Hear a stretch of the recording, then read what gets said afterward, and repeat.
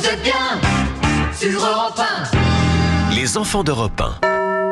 Et ce matin, Dimitri, avec les enfants d'Europe 1, on se souvient d'un événement musical. Mais oui, il y a 40 ans, début novembre 84, avec la création du Top 50 sur Europe 1 et Canal+, pour la première fois en France, lors d'Autriche, une émission livre français, le classement des meilleures ventes de disques chaque semaine. Oui, le Top 50 est élaboré par 2 instituts de sondage. Chaque mercredi matin, les maisons de disques se réunissent et font une liste non pas de 50, mais de 75 titres de chansons qui se vendent le mieux en France. Ça va devenir une référence, dit sur Europe 1 le présentateur du Top 50, Yann Egan, en 84. On a un véritable hit parade, un véritable classement, comme le font les Américains depuis des années, comme le font les Anglais. Je pense que dans quelques semaines, quelques mois, la vraie référence en France, ça sera le Top 50 d'Europe 1 et de Canal+, et de Télé 7 jours.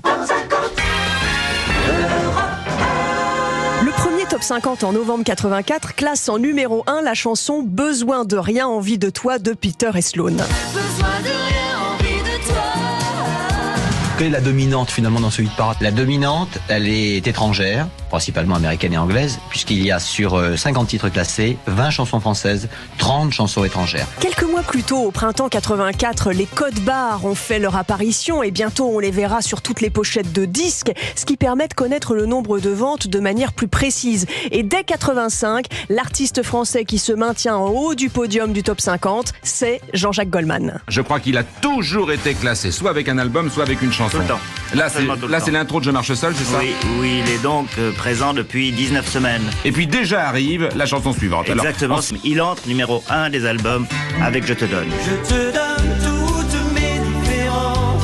Et être classé au Top 50, c'était le Graal, disait dans les années 2000 sur Europe 1 le chanteur Étienne Dao. Quand ça m'est arrivé, j'étais très content d'avoir des tubes et de vendre des disques, bien sûr. C'était l'époque des clips aussi.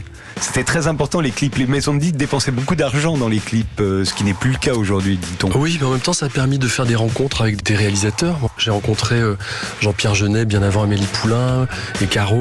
Enfin, Ils ont fait quel clip pour vous? Tomber pour la France. Et c'est vrai que l'émission Top 50, diffusée aussi sur Canal+ en clair, a fait partie des premières émissions entièrement consacrées aux clips vidéo à la télévision française. Merci, Laure d'Autriche. Il est l'heure de jouer avec Europe 1.